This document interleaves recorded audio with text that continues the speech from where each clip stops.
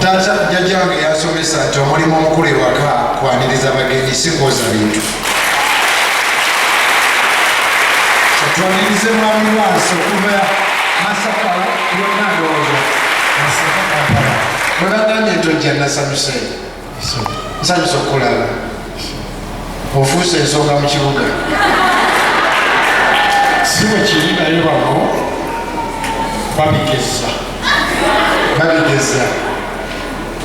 Bwabadde onogako ojjako osabeko naffe. Nasazeewo naye kirungi nze nesaliddewo. Tusanyusa okulaba. Ntuulira mwami Seeguya ne mmubuuza nawulira n'asama naye luddawa. Seeguya naagala tutawaana nze ngenda kukutwala. Era sebo sabo tusanyusa okulaba. Naye dakiika nga 3 n'olw'ensonga eyo wajjawa ssente nnyingi bwezito. Ssente ezo nakola nkole era ndowooza mbaze omwezi mulamba ku TV Bukedde TV nga nyinyonyola nazifuna ntya. Ababadde balaba TV buli Saturday ndowooza babadde balaba.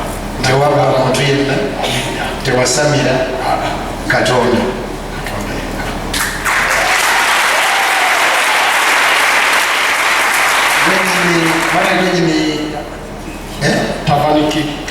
Tavani Kick Club ewaffe Masaka. Masaka wakuba gyenva. Masaka kyabakuza yewaffe. Awo weyita zeewammwe naye awo weyita zeewammwe manyiyo. Sebo ewaffe tonyonyolayo nnyo. Twaswaza nti tubeere mutwe omutaka waffe buliraanye ewammwe. Naye bamujja kuzimba ennyumba ewaffe mbere nga siswala. Kaakati sebo obudde buntoloseeko naye nsanyusa okulaba. Kintu ki ekikuuli ku mutima? Mbulamu okukyogera. Mbadde nsaba oba onampaakadde oluvannyuma tugende mu maaso n'okusaba oluvannyuma nja kwogera ekintu ku mutima. Nga tuvudde ku TV kuba tuvaako mu dakiika 10.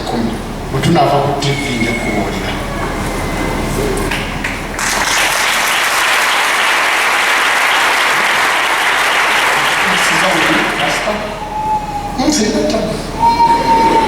Mpozi kyolabye nti tuzimba ate olina ssente nnyingi nnyo.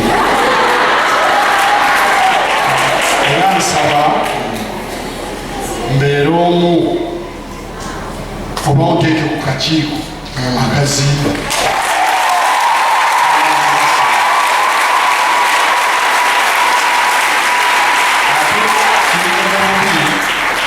Badde simanyiwo wano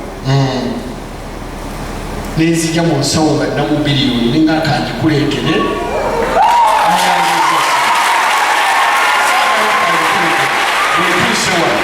neŋamba akoze kinkoze bubi nnyo okujja ne zino nga ndaba kyandibadde kisinga waawe osobola okuleekeretowazenga kikanawangisijja kukalumiriza naye era ajja kubanzira esebo esange eri miliyoni kusabanirikowa sebo twayanzizamu plasani eranzi nzage nyini nze yatandika kyaki twayanziza mukamakuwamukisa. Kintu ki kyoyinza osomesa in seconds omutwale ku TV omwana omuto omuvubuka eyeegomba lwasa? Bana yabandaba wano ekisooka nsanyusa okuba nti mundaba mwebali nnyo mwebali eddala naye njagala mbabuliyo akagambo kamu nti ku nsi kuno teri munene ne bw'obeera omunene okwenkanawa kamunyeera kakukakkanya. Nange nina ku mutima ebyanzikakkanya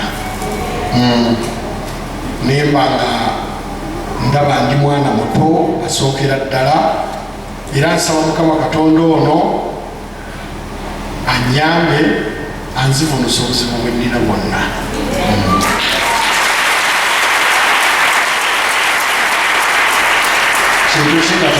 kyeyakoledde kyoli kyerabira. Bingi nnyo nenyinza okulondamu kimu oba bibiri. Nze nali musajja mwavu nnyo, nava mu famire yange nga ndi mwavu nengenda mu magi.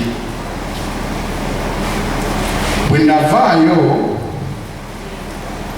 nenfuna obugagga obutagambika,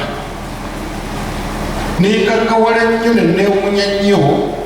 Waliwo kitange yalinga tabuuza, ng'era bwe tuba tulina emikolo ewaffe tetumusemberera. Naye naddayo nga ngeze okuziika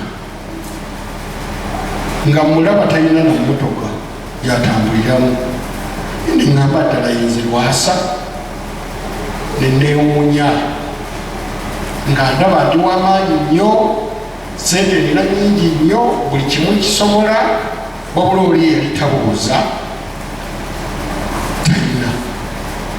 Kyali kyamagero gye ndi era nkyenyumiririzaamu.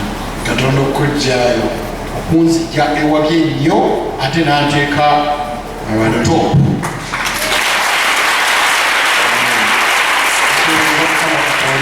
Kati gwe omugagga bwotyo tuyinza kukusabira ki? Bulamu. Tulole ebikola. Saba bulamu na mirembe. Mukama kakusabye ebintu bibiri, obulamu n'emirembe, ate gwabigaba. Mutuweera omukisa, mutuweera obulamu, mutuweera emirembe. Olwo tukyalira, olwo tuwa emiliyoni ya sente okuzimba ekkanisa yo, n'olwokwebaza nti si kuloga, si kubba, wabula Katonda. N'ekyo kyonna kyagenda okuŋŋamba ekimuli ku mutima nga kizibu. Mukama eno nnyumba yo era omukono gwo weeguli kimaleewo. Ali kujulira mu linnya lya Yesu Kristo Mukama waffe. Omukyala yajjali, omukyala nayise naye. Yimukako sweetheart.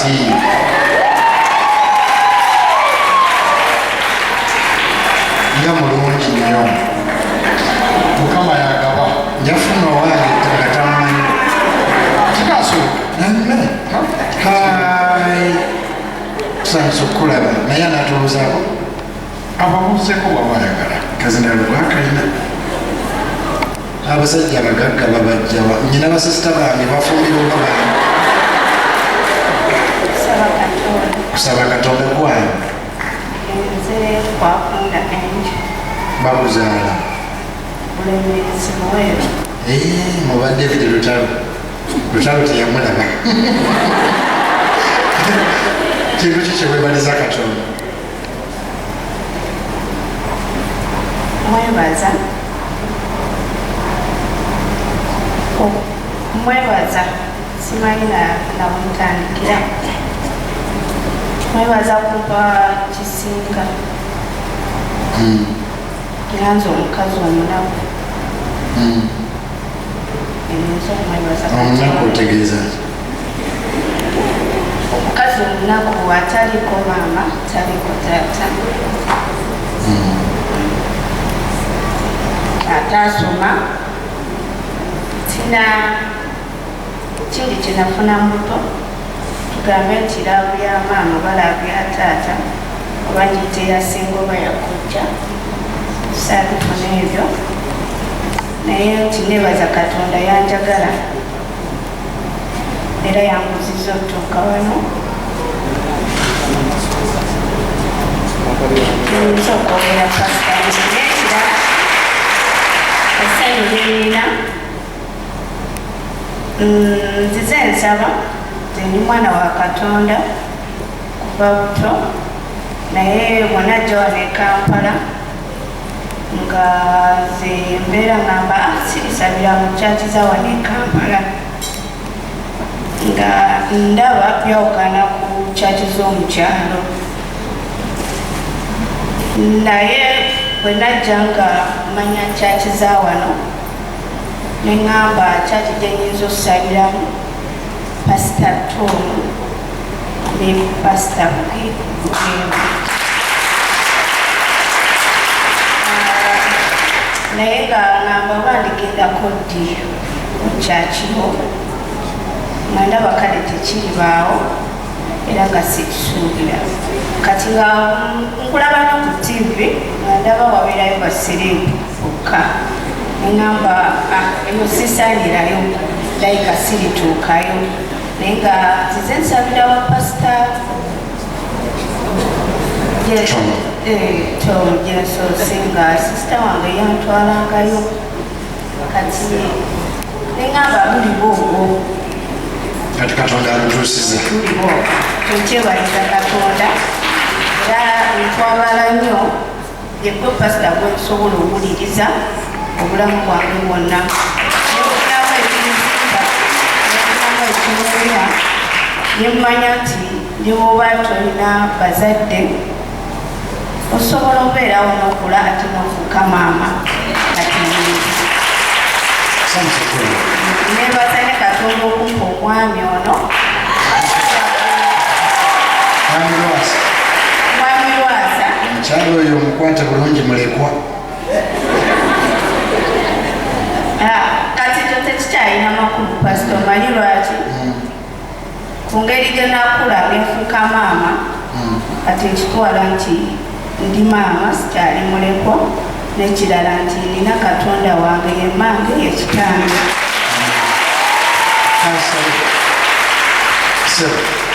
pasita bino kambyogere mu maaso ga kamera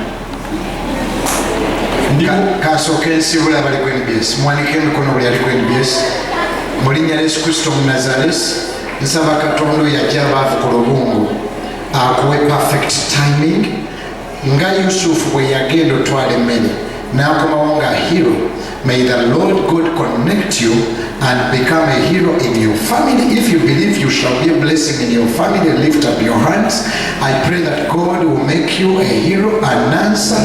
Daudi yaleetera baganda be okubasonyiwa omusolo gwe baali banyooma. Nsabira amafuta agali mu saavisi ya leero is God connecting you from zero to somebody. Katonda omwesigwa kimpeera omuntu atudde mu nnyumba ye n'abaana be that God will cause you to become a blessing. Abalala nga batwala siriimu twalayo mukisa twalayo obugagga mu linnya lya Yesu kampulira amiina ssatu ebyokubiri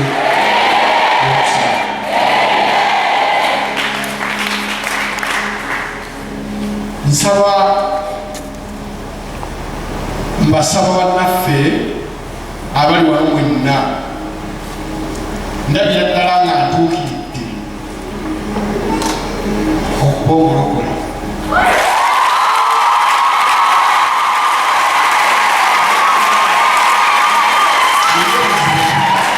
ebizibu bibiri naye nawulira bagamba jangu nga bwoli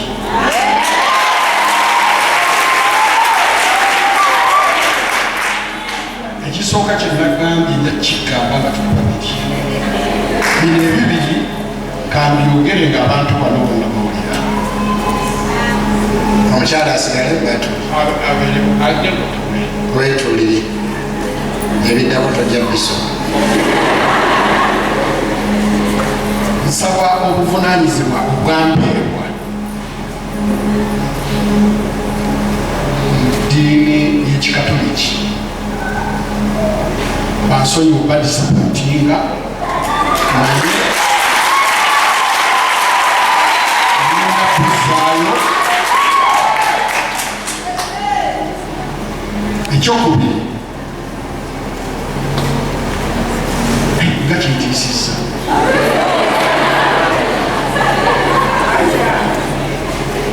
ate kinattamu ekyo ate ekisoose wakiri kyekyandikutiisizza nsaba kyaki eno mwenna munsabire mpona obutamiivu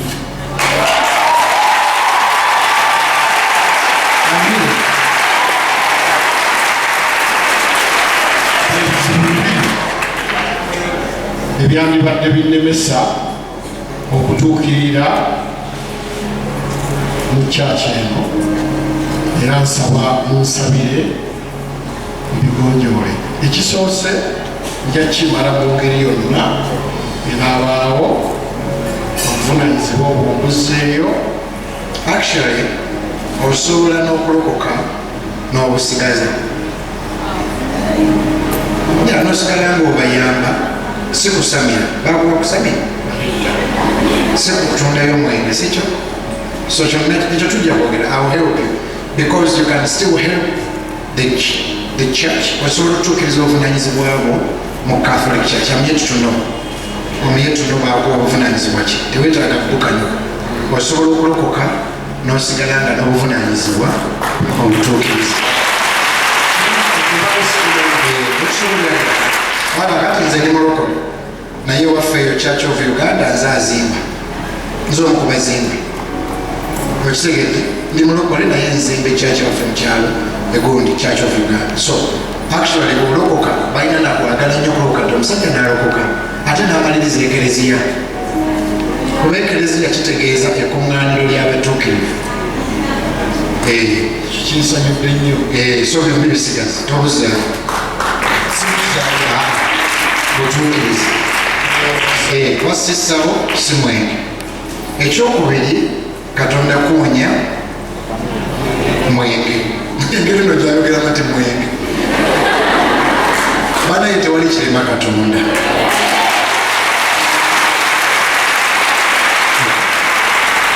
so ndowooza oyingirire wano tukusabe ate saala ziri wala yangu sweetheart wa Lwasa tugolole emikono ayi Katonda tusabira mwami Lwasa ayina ebbanja ku mutima gwe ery'okulokoka omuyambe n'omwenge ogumuwonye naffe kenyini nno abagamba ntuli balokole naffe tukyalina bingi mwami Lwasa byetulwana nabo wano waliwo abalokole nga benzi waliwo abalokole abali wano nga babujja kubanga Yesu atukolamu omulimu buli lunaku kale tukikugaana kulokoka jangu nga bwoli nsabye Katonda alikubeera mpola mpola naffe tuli balokole ye Yesu akyatuyamba mu bintu bingi waliwo abawangudde byonna waliwo abakyabonaabona naye Mukama nga ye mubeezi ajja tutuyamba paka ne tulitukula nkusabidde omusaayi wa Yesu okunaaza gwe ne mukyalawo n'ennyumba yo ayongere okukuuma omukisa gw'ogwakuwadde gwe n'ennyumba yo mufune Yesu Bayibuli egamba omusajja Omufiripino bwe yalokoka ennyumba ye n'esanyuka n'oli omusajja eyalokoka yali akuuma Peetero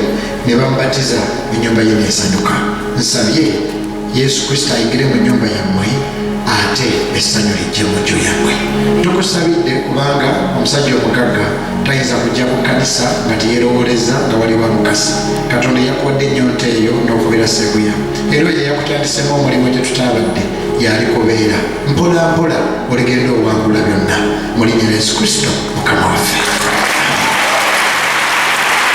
tweyanzize kusiiba naye no tukyaliko ku TV mutugyeko mwebale nnyo TV yammwe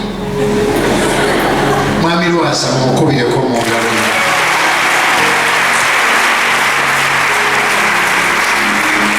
omulimu omukulu ewaka kwaniriza tuddemu twaniriza Seguya ne mwami Lwasa omulimu gw'ekereziya gumaliriza Katonda ajja kuwa omukisa kaakati eddakiika zange zembuzaayo saavisi endala etandike mukyala Lwasa munnange lwakuba baserebu olaba ku TV naye kyaki eno y'abantu bonna lwakuba saavisi y'oku TV yebeerako baki baserebu kati eno yakusatu then wabulayo endala emu zonna ziggwa mu ssaawa emu n'ekitundu so everyone is welcome naye Katonda akikole so you are welcome kakati ndimu nyina omusajja wa boda boda bamwita Salongo.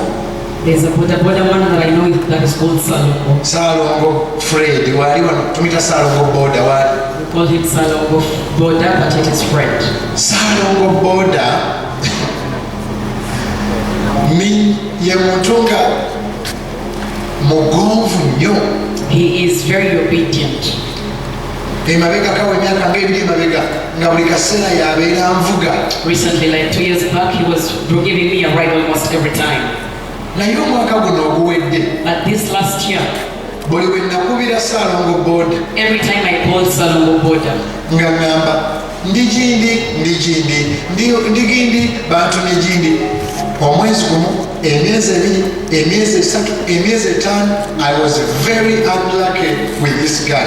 nempulira nga sikyalina mukisa kubeera nga akyavugako. nga buli bwe mukubira taliwo. Every time I tried to call him, he wouldn't be available. netandika okunyiiga. So I started getting upset. nga naye Saalongo bunyoma bunyomi. And I asked him, he was just despising me. nedda n'ekizuula But I discovered nga nalina bad timing. that I had bad timing when it came to him. kuba waliwo lwabeera wano nga talina kyali. Because sometimes he's normally here when he's not doing anything. omuzungu omu edda yansanga nga nnyimba.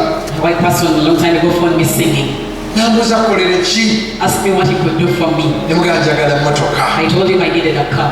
n'agamba And he told me, nyina emmotoka yange I have my car. nyina bwe nakiwa naye teyagikima. I gave it to somebody, but they did not come for it. jangu enkya ku makya. Come tomorrow very early in the morning. bw'osanga tagikimye If you find it still there when he hasn't picked it yet, nga yiyo. then it will belong to you.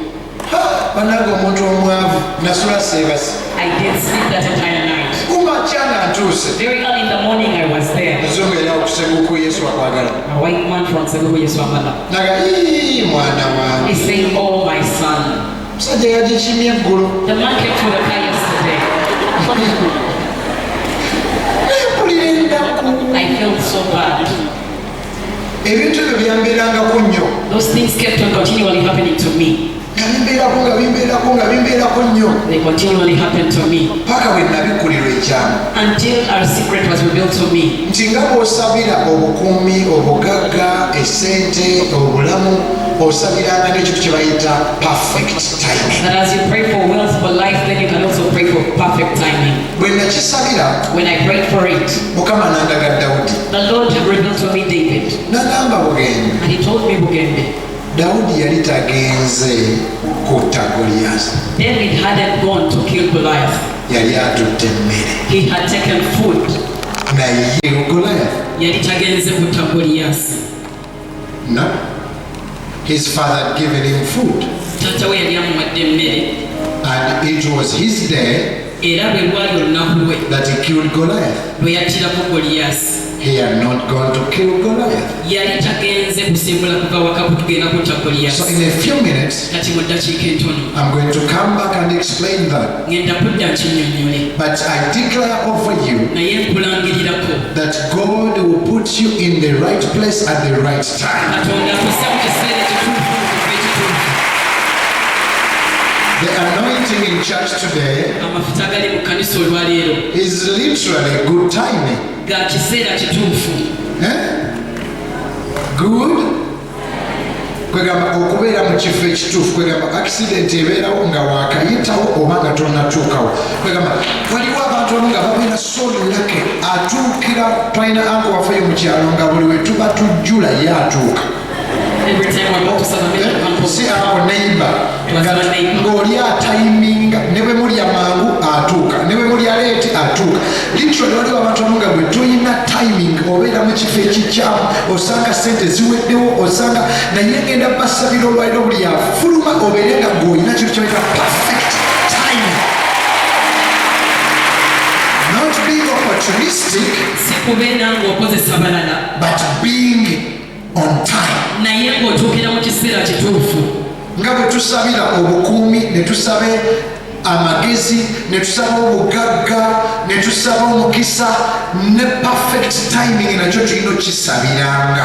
We also need to pray for perfect timing like we ask for the rest of the things. ono Dawudi yali agenze kutwalira baganda be emmere. David had gone to carry food for the brothers. yamaliriza afuuse national hero. He ended up becoming a national hero. yamaliriza kwegamba yagenda mu kiseera nga Isirayiri etidde nga Goliath abatiisizza. He went in the time when Israel was scared after being afraid of Goliath. naye lengera eyatwalira baganda be emmere yamaliriza yabagiddewo ekizibu kwegamba saavisi ya leero ndi mu kusabira omuntu ofuuke family hero. I pray for somebody to become a family hero in this service.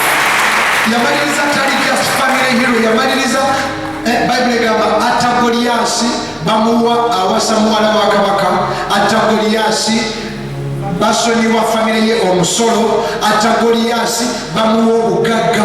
Lengera Dawudi bw'atuukanga mwana muto nga kyokka Isirayiri yeetaaga omuntu abayamba, kyokka Dawudi tebamubalanga mwana, tebamufanako ne muganda we Eriyaabu. Yamubuuza okimye eki wano, genda magulabirira endiga za taata. Naye ssebo mu kaseera kennyini bwe baalinga ekizibu kibalemeddewo, ono omwana gwe batayagala gwe batamala ate ye yakibajjirawo ne babasonyiwa omusolo. Njo mu ggwanga ly'omufanire, may the Lord give you perfect timing. Bw'oba okwagala ozikube bakikube. Buli mutugamba neighbor nti Dawudi yali atotte emmere. David had taken food. Yali tageze kutta Goliyasi. He hadn't gone to kill Goliath. Teeka omukono ku mutwe. Put your hand on your head. This book Ka mwami Hamis Kigundu, Ham, that was written by Ham. Bakaita reason as the world is masterpiece. Literally kakugamba nti lowooza nga gwe masterpiece yenswega. Musajja musiraamu naye mugagga nnyo. Kati bw'atuwandiikira ebintu tubikkiriza. Ono ye kano bakayita success and failure based on reason and reality. Nakasanze ne Mariaki ne Sebanga mwami Hamu yakabawadde naye nga nina obukakafu tebagenda kasoma. So naye kajjayo kuba ndi sure nze kajja kunnyamba Stuart Sebanga n'oluzungu. So every person intentional on being successful, I think this Ham Kigundu's book is reasonable to read. Ate ng'ogyeko omugagga nange nawandiise bakayita God versus your enemies. Engeri musanvu Katonda gy'alwana n'abalabe bo nga tebafudde naye ng'abakkakkaliza.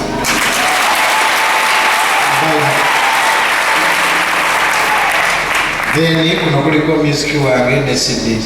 Kakati jo twabadde n'abagole wano, ngenda kudda ngenda kunnyonnyola kiri.